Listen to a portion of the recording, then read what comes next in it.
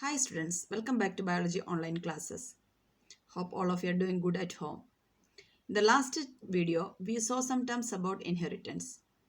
And in our today's topic, you are going to learn genes, locus, alleles, phenotype and genotype.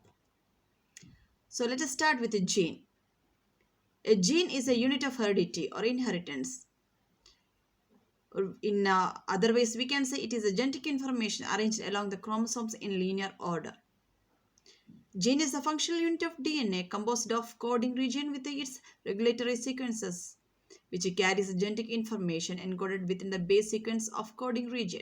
We already studied about the base sequences and the arrangement. Next is about locus. Position occupied by a specific gene on a specific chromosome is known as the locus. It is mentioned with the reference to centromere. Hope you understood the word centromere. It is the connection point between two sister chromatids as the chromosome splits longitudinally. Genes don't change the loci except in the recombination during crossing over. About the crossing over, we already studied. So here the picture which shows the position of the gene. If it is inherited from the female parent or inherited from the male parent, the position of the gene will be the same. Next is about phenotype.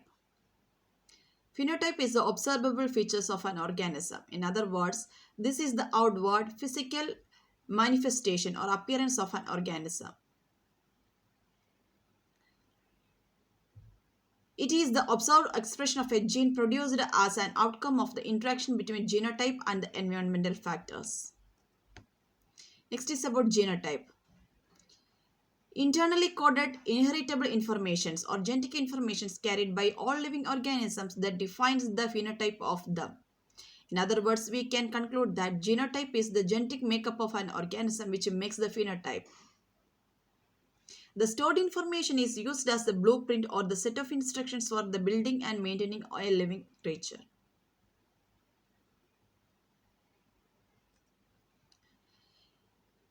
These coded informations are copied at the time of cell division or reproduction and are passed from one generation to the next. That's why we can call it as inherited or inheritable characters. These instructions are intimately involved with all aspects of the life of a cell or an organism.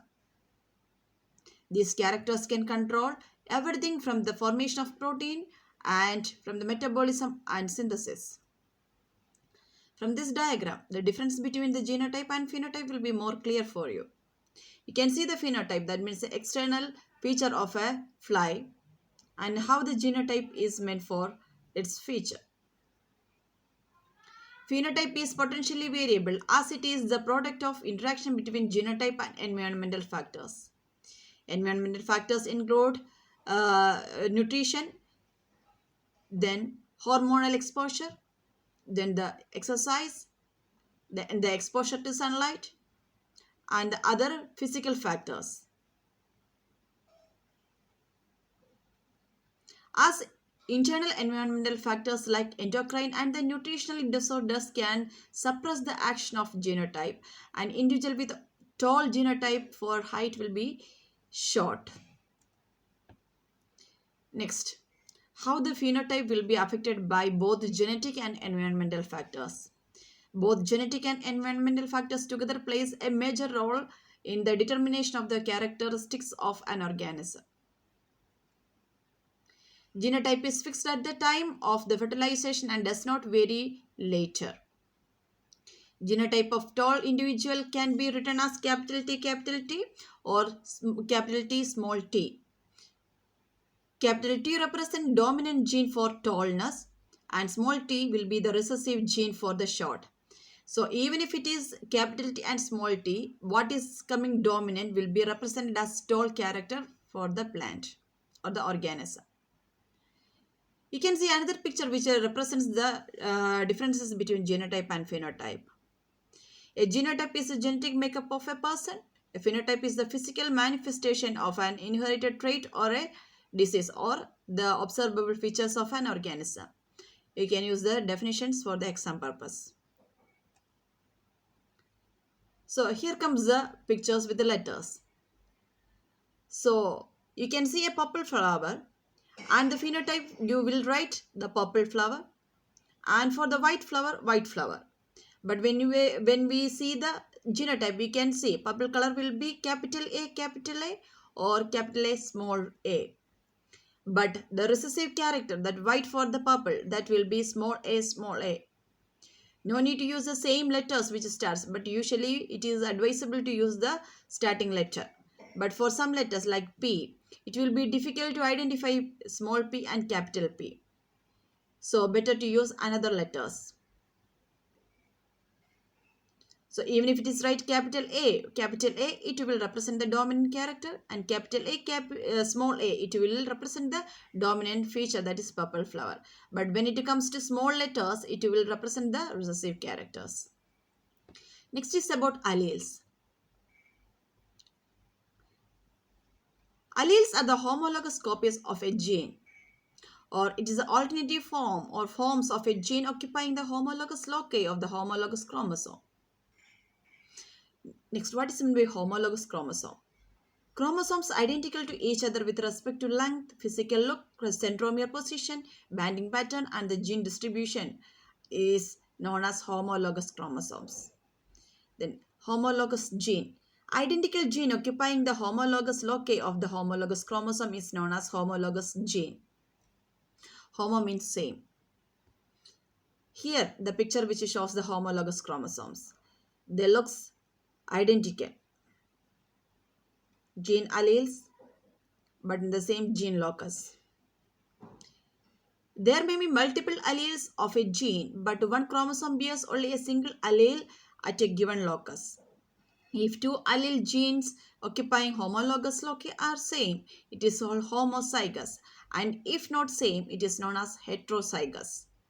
In the coming videos or in the coming chapters, you will see the term homozygous and heterozygous. In homozygous situation, homologous pairs of chromosomes carry same genes. In heterozygous situation, homologous pairs of chromosomes carry different genes. You can see how the letter representation comes. It is a square, which we can call it as a Punnett square. Capital T and capital T small t. Here T represents tall allele and the small t represents short allele. So when we are crossing the capital T, it goes like this. Capital T will be crossed to get capital T. Capital T small t will be crossed to get capital T small t. Then capital T and small t will be small t capital T, and small t will be small t. So from this diagram we can see here capital T represents the dominant allele, that means tall. Capital T small t represents again dominant, that is tallness. Then capital T small t again thick, because of the capital T you can see tallness. But here small t for the short allele. If paired allele is capital T or small t, it will be termed as homozygous, where two letters are coming as the same. It will be homozygous and will express as tall and short. But if the paired allele is capital T small t, that means a mixture of letters, it will be heterozygous and will express as tall, as the T is the dominant over small t. Thank you for watching today's video. Our next video will be continue with the next topics: dominant and recessive alleles, test cross, F1 and F2 generations, monohybrid and hybrid crosses, and genetic diagrams.